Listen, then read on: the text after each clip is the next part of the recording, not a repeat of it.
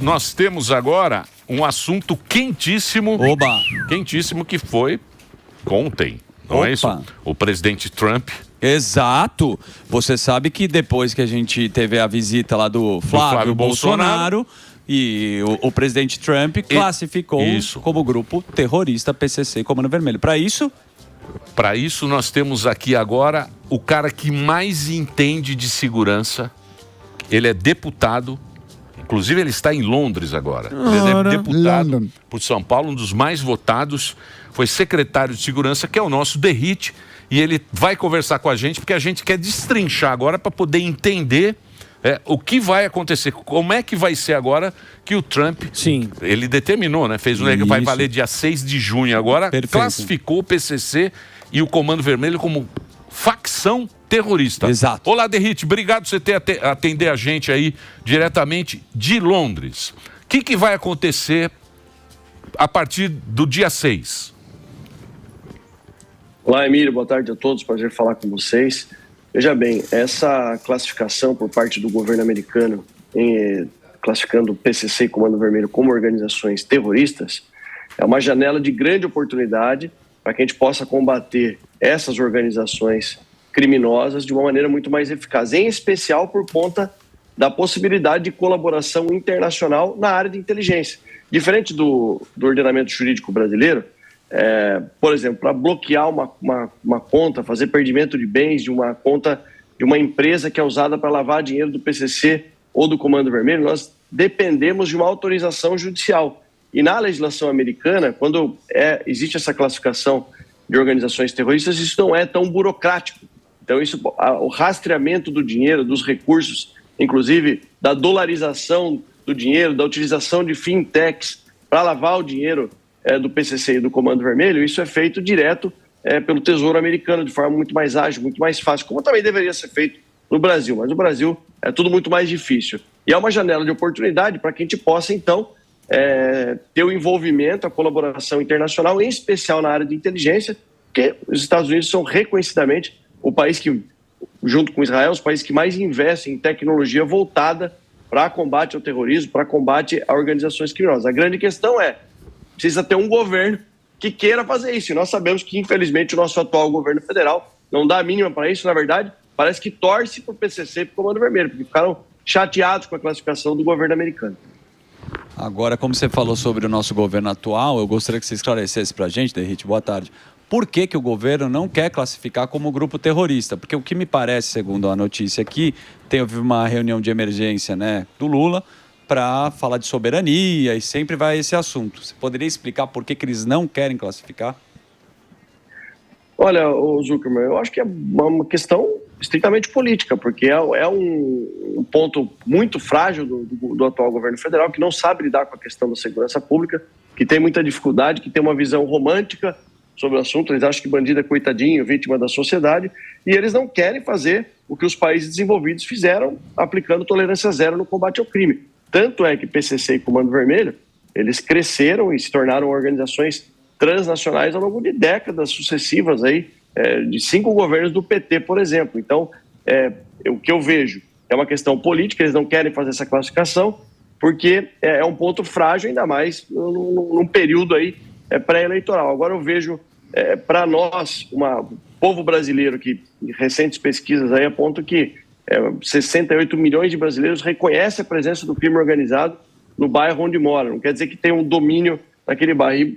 E uma outra pesquisa recente também aponta que quase 40 milhões de brasileiros moram em locais onde há certo domínio territorial do crime organizado. Então, a nossa soberania nacional, ela já foi contestada, já foi ultrajada. O governo não quer reconhecer porque é um ponto de fragilidade, que para mim é um grande erro, porque pergunta para as pessoas que moram na comunidade, lá no Rio de Janeiro, para a menina, um pai de família que tem uma filha de 15 anos, que o traficante chega para ela e fala: eu quero namorar sua filha. E se a menina não quiser, ele manda matar a menina, mata o pai, mata a mãe, expulsa.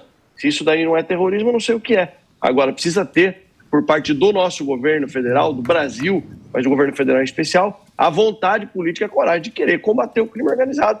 E para isso, essa colaboração internacional eu acho fundamental. Aliás, os Estados Unidos, El Salvador, Chile, Argentina criaram um conglomerado chamado Escudo das Américas, justamente para trocas, colaboração internacional para combater o crime organizado. E o Brasil sequer foi chamado, porque, segundo consta, o governo brasileiro diz que não, aqui está tudo bem, a gente resolve os nossos problemas. E vão ficar usando esse discurso mentiroso, dizendo que os Estados Unidos vai invadir o Brasil, seja agora, enfim, um discurso nacionalista dizendo que a nossa soberania vai ser contestada. Mas já está sendo contestada, já foi ultrajada, só que, lamentavelmente, esse Estado paralelo, quem criou, foi o crime organizado. Ô Derrite, você é um cara, você é o governador aqui, o Tarcísio, né? Vocês enfrentaram também a imprensa. Eu vejo a imprensa falando muito sobre isso, que o Brasil vai perder a soberania e tal, mas eu acho que a população mesmo não aguenta mais viver esse clima, é mesmo um clima de guerra, né? O cara não pode mais nem ter a casa dele, que chega lá o PCC, chega uma organização e tira o cara da casa dele. Eu acredito que foi muito difícil, e São Paulo tem os menores índices de criminalidade que nós há muitos anos. Eu estava vendo outro dia, na segunda-feira, o governador vem aqui e a gente vai conversar mais sobre isso com ele. Inclusive, eu queria saber de você o seguinte: a maior dificuldade de enfrentar é a imprensa? A imprensa, ela joga contra a polícia, que está tentando, há quanto tempo a gente vê, né, o policial ir lá na favela e a gente vê... Operações. É tudo contra a operação, aí aparece um especialista falando, agora eles estão falando que o Brasil vai perder a soberania. Isso. E eu acho que não é bem assim, não é? Sem dúvida, Emílio. Eu acho que a imprensa, ela presta um desserviço. Ela parte do pressuposto que o policial está sempre errado. Eles não partem do pressuposto que quem comete crime, quem rouba, quem mata, quem vende droga, quem trafica, que é o vilão da história. Eles acham que o policial é o vilão da história. A gente já viu quantos casos, inclusive sendo divulgados, até lamentavelmente posturas de alguns magistrados, que primeira pergunta que se faz numa audiência de custódia: o policial bateu em você? Mas peraí, o policial está fazendo o trabalho dele, prendeu o criminoso, mas enfim. Mas é um conjunto de fatores, e a imprensa, ela atrapalha bastante e acaba ajudando o crime organizado com essa visão que eu mencionei, romântica, de o bandido é um coitadinho e o policial é um vilão. Não é só isso. Acho que o que falta, principalmente no nosso país, é um governo federal que tenha a coragem de fazer o que precisa ser feito. Ô, Emílio, eu fui lá para El Salvador, eu fiquei 5 dias lá conhecendo os estudos de caso e entendendo o que eles fizeram lá. Era o país mais violento do mundo e se tornou o país mais seguro do mundo. Lá, os indicadores criminais, não tem mais crime violento. E lá era um país que tinha o número de homicídios era mais de 100 por 100 mil habitantes. Hoje eles estão com menos de 2. Então, os homicídios que acontecem são envolvendo os crimes passionais. Não tem crime organizado, não tem um cara com fuzil, com arma de guerra, como a gente vê aqui no nosso país. Mas o que falta para o nosso país é alguém que queira, de fato, replicar alguns modelos internacionais que deram certo, como é o caso de El Salvador, uma postura séria, combater o crime com tolerância zero, mas precisa ter um governo federal colocando isso como uma prioridade número 1. Enquanto nós não tivermos, e promovendo integração entre os estados, promovendo, inclusive, um sistema que haja um controle mínimo das fronteiras. A droga entra para o nosso país com muita facilidade e sai também pelos portos e aeroportos internacionais com muita facilidade. Por quê? Porque segurança pública nunca foi prioridade.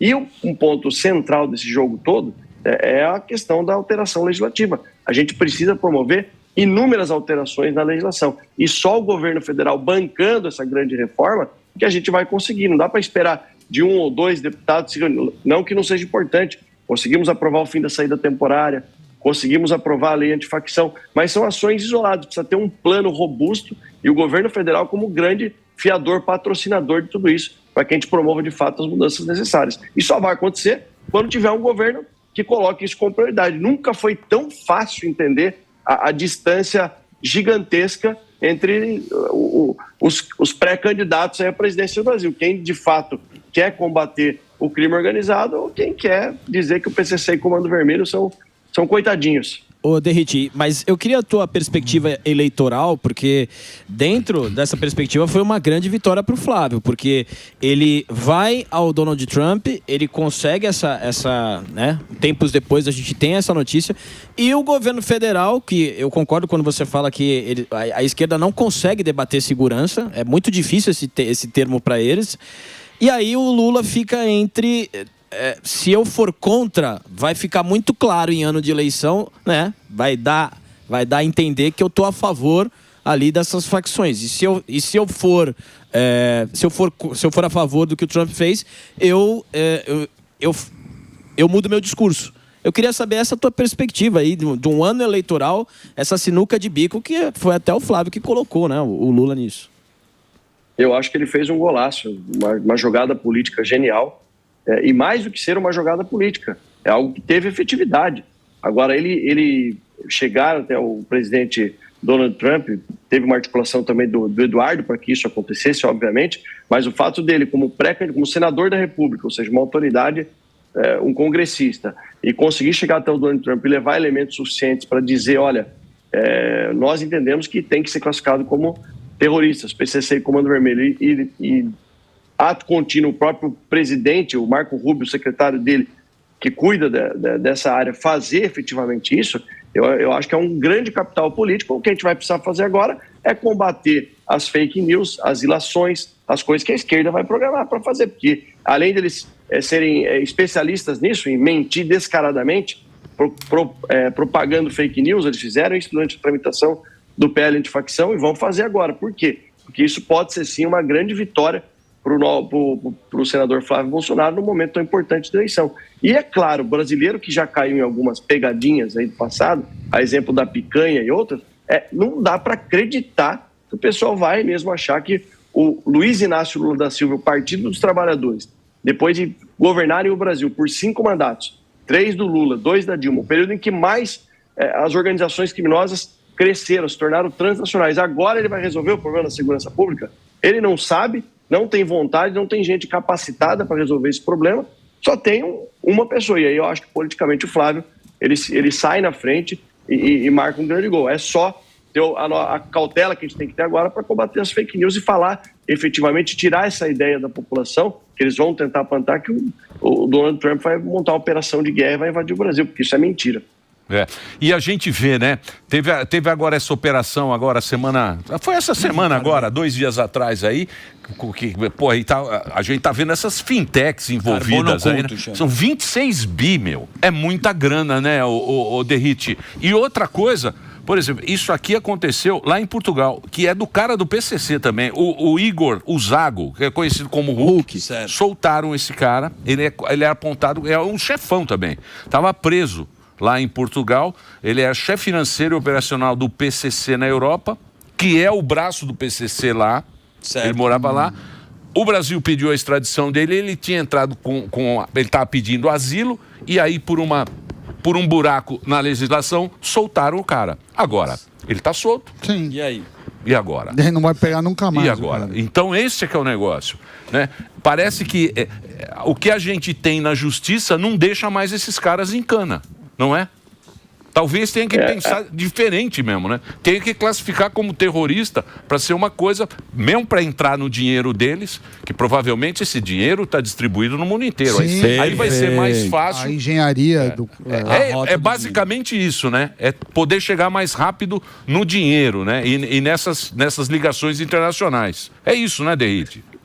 Sem dúvida alguma, e tem um caso aqui que o Sami pode até falar com mais propriedade. Hoje o crime organizado, além de usar as fintechs, tem o grande problema das criptomoedas, que é difícil rastreabilidade. Os Estados Unidos têm um órgão específico para esse tipo de rastreabilidade. Então, favorece uma cooperação internacional da área de inteligência, como eu mencionei anteriormente, inclusive para acompanhar recursos que o Brasil não tem a mesma expertise que o governo americano tem. Então, basta ter vontade política, querer fazer isso daí. E como você mencionou, o criminoso lá, o de apelido Hulk, que foi solto em Portugal por uma falha burocrática do governo brasileiro.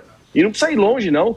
Dentro do nosso país, o André do Rep, traficante internacional de drogas, ele saiu pela porta da frente depois de uma decisão do Poder Judiciário.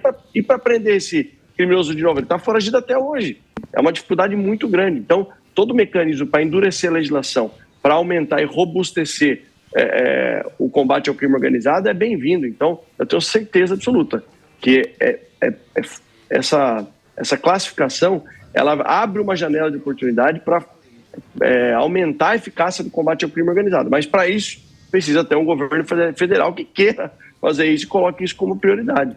Ô Derrite, você que é um cara que é estudioso e foi lá para El Salvador, recentemente a gente teve o Trump, ele também fez a mesma coisa com os cartéis mexicanos. Eu acho que foi no começo desse ano que ele considerou ali alguns cartéis como terroristas.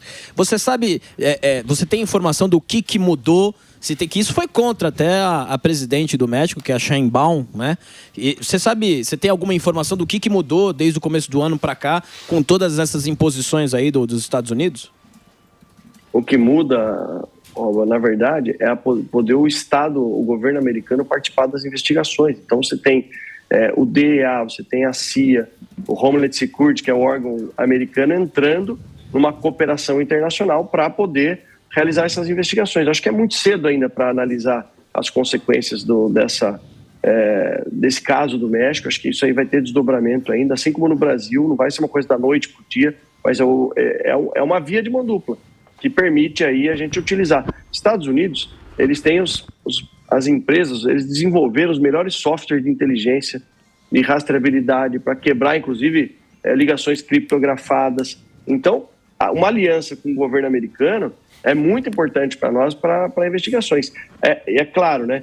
Aí vem uma preocupação, mas isso pode acontecer sanções a empresas financeiras que fazem a lavagem de dinheiro do crime organizado.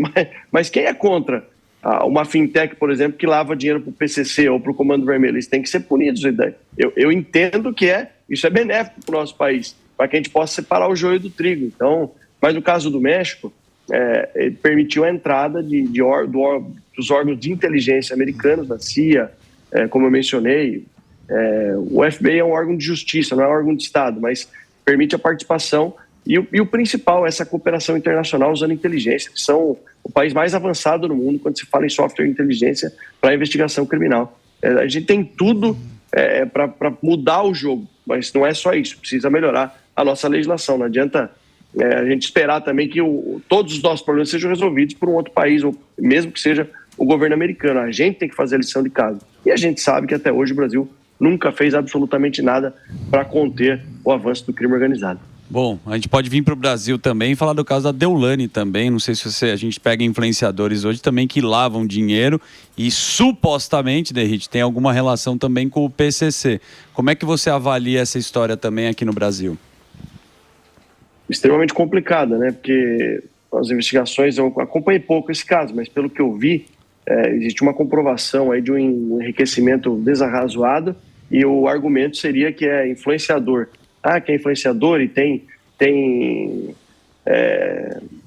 teria como justificar, mas a gente sabe que não. Na verdade, lá atrás, o PCC usava muito uma estrutura deles chamada Sintonia dos Gravatas. O Sintonia dos Gravatas são os advogados que trabalhavam para o PCC. E uma forma deles usarem essa a ocultação do recurso ilícito era através de escritórios de advocacia, que além de ocultar e lavar dinheiro, também levavam informações. E por isso que na lei antifacção a gente colocou que todo criminoso condenado pela lei antifacção, todo contato vai ser monitorado, inclusive dos advogados, para saber o que está se falando. Senão ele vira um mecanismo ali de troca de informações, ele continua articulando e liderando a organização criminosa que pertence. Mas é complicado, não foi só o caso da Deolane, teve o caso dos MCs, o MC Rian também envolvido. Eu acho que cada vez mais, e por isso que essa cooperação internacional ela é muito interessante. Quanto mais ferramentas, softwares de inteligência forem compartilhados com o governo brasileiro para investigar o crime organizado, para nós é vantajoso. Só não gosta disso quem torce para o bandido. Está muito nítido. Para mim nunca esteve tão claro e transparente que existem dois lados. Aquele que está querendo, de fato, implementar aquilo que deu certo em vários locais do mundo, inclusive em El Salvador. E quando eu falei isso, a imprensa criticou. Criticou. Aí eu perguntei para um jornalista se ele tinha ido para lá. Ele falou, não foi. Mas como é que você está falando, então? Eu fui para lá. O índice de aprovação do presidente Bukele é de 94%. Então, e ele resolveu o problema, que era o país mais violento do mundo. Eu acho que nós estamos com a faca e o queijo na mão. Só não podemos errar aí e temos que ter, óbvio, né? Que é, como a Alba falou, um golaço do senador Flávio Bolsonaro, mas que a gente não pode deixar de falar com a imprensa, mostrar, porque vai vir muita fake news aí e muito discurso nacionalista do lado de lá, dizendo que isso vai ser um problema. Eles são craques em se fazer de vítimas, né? A gente sabe disso. Porque é época de eleição, né? Isso aí época de eleição, é isso aí mesmo. Mas agora você vê, né, Derrite? Porque, a gente começa a ver esses índices de criminalidade e tal, e você vê que o Nordeste está sofrendo bastante. Eu estava vendo uma entrevista do Ciro Gomes, não sei se vocês viram, eu vi um recorte do Ciro Gomes falando lá da violência de Fortaleza, inclusive dando nome aos bois, falando claramente o que acontece por lá. Está aí nas redes sociais, e você vê hoje Natal é uma cidade violenta, Fortaleza, Salvador, né? E não era, e sendo tomado por essas facções, crime organizado. Que agora são facções terroristas, né? Mas é o crime organizado tomando conta dessa região, e o povo sofrendo muito com isso, né? Eu fui para Fortaleza em dezembro, Emílio, fazer uma palestra numa universidade sobre segurança pública. Uma faculdade, a convite do capitão Wagner, que foi deputado federal comigo. Uma cidade que ficou para nós brasileiros conhecida por causa do genial Chico Anísio, que era a cidade de Maranguape, é a cidade que, uma das mais violentas do Brasil, o índice de homicídio por 100 mil habitantes passa dos 80, para vocês terem uma ideia. Em alguns pontos do Ceará, o Comando Vermelho ele chega num vilarejo, na casa das pessoas, e coloca um X vermelho na porta da casa. Aquela família liga para a polícia militar e pede apoio para ajudar enquanto eles fazem a mudança. São obrigados a sair de dentro de casa. Eles expulsam os moradores de casa. Chegou nesse ponto lá no Ceará. De tamanho o absurdo que a gente está vivendo. Então o crime organizado foi avançando de tal maneira. E em Natal, recentemente, um ponto turístico lá, um cartão postal, o Morro do Careca, lá na cidade de Natal, uma organização criminosa colocou o seu símbolo lá, Sindicato do Crime, eles escreveram SDC. Olha que isso é uma afronta ao Estado. Ou seja, mostra que o nosso Estado já faliu no combate ao crime organizado, na segurança pública. E a gente precisa promover essa mudança, essa retomada do poder por parte do Estado. Isso não vai acontecer da noite por dia, mas é possível fazer. Eu tenho isso como ideal de vida. Eu tenho certeza que é possível ser feito. Porque o Estado brasileiro é gigantesco. E se a gente melhorar a segurança pública e acabar com o crime organizado no Brasil, vocês imaginam que não vai atrair de investimento para o nosso país? Não só para turismo, mas para tudo. O custo do Brasil diminui. Esses custos gigantescos que a gente... que o brasileiro e que o Brasil gasta com segurança, com transporte, olha a quantidade, a gente sai na rua, na sua casa, duvido que alguém aqui, a maioria não mora em apartamento, justamente por causa da questão da segurança, ou em condomínio fechado, com segurança armada, com vigilância. O Brasil, isso foi acontecendo, e não era. Eu, quando era criança, apesar de ser do interior de Sorocaba, mas a gente brincava na rua. Hoje em dia, nenhuma mãe deixa o filho brincar na rua mais, todo mundo com medo. É possível reverter esse cenário, mas tem que ter coragem, capacidade, saber o que fazer e vontade política, né? Isso é o mais importante. É isso aí, Derrite. E a gente... você é um cara que enfrentou isso aqui. A gente estava transmitindo aqui na época, aqui no litoral, aqui no Guarujá, em Santos também. Você apanhou bastante. E você é um cara sério que a gente gosta, porque você não é um cara de ficar lacrando no Twitter, não. Você é um cara preocupado com esses assuntos. Por isso que eu quis conversar com você hoje, que é um assunto muito importante e a gente tem que pensar muito nisso, né? Eu acho que é a principal... O cara que vai votar agora em outubro, a principal coisa que ele está pensando é na segurança pública. Acho que esse é o principal do Brasil. A gente tem inflação, tem um monte de coisa que dá para ser resolvido. Mas isso eu acho que é o principal que o brasileiro está pensando, é na segurança dele, da sua família, de poder ir trabalhar tranquilo, de poder pegar uma condução. É isso aí. Obrigado aí. Você está aí longe, você está em Londres, né? Fish and chips. Eu vim fazer um curso de liderança e gestão de risco na London Business School aqui. Muito bom, inclusive. Pegando experiência internacional também. Boa. Obrigado por você ter atendido a gente aí de última hora. Derrite conversou com a gente. Está aí a rede social do Derrite. E obrigado pelo seu tempo. Você tem mais perguntas? Não, eu ia sugerir pro Derrite, já que a gente está em momento de eleição, não era uma boa tentar passar uma pauta aí da segurança pública, Derrite, que ano de eleição a galera fica mais ou menos, fica com medo de mostrar quem é. Seria interessante pegar esse caminho aí do Trump, que é notícia, coloca uma pauta para votar, pra gente ver quem é cada um, quem que vota sim ou não.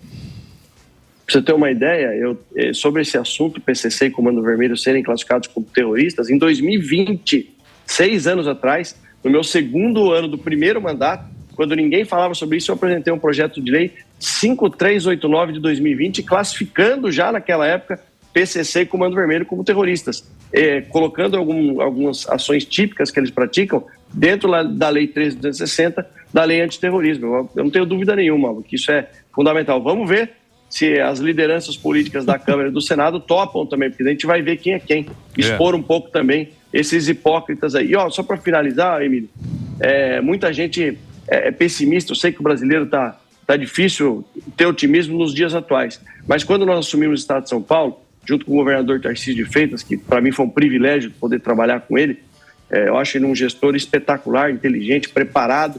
O vice-governador Felício Ramute também, todos achavam que era impossível acabar com a Cracolândia. Todo mundo fala isso, é impossível, até que a gente conseguiu. O prefeito Ricardo Nunes foi um grande parceiro também, o coronel Melo Araújo, o Ministério Público. Quando você tem as pessoas certas, dispostas a enfrentar com coragem e fazer o que precisa ser feito, não existe impossível.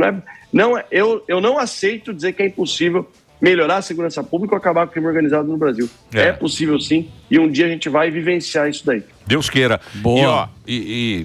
Ontem também teve a votação lá da maioridade penal, também já jogaram pra frente. Não. Precisa ter vontade política. A única coisa que eles não jogam pra frente é aumentar medidas o salário. populares, isso como aí. a 6 por 1. Obrigado, Derrite, diretamente de Londres. O nosso Derrite aqui conversou com a gente, deputado federal.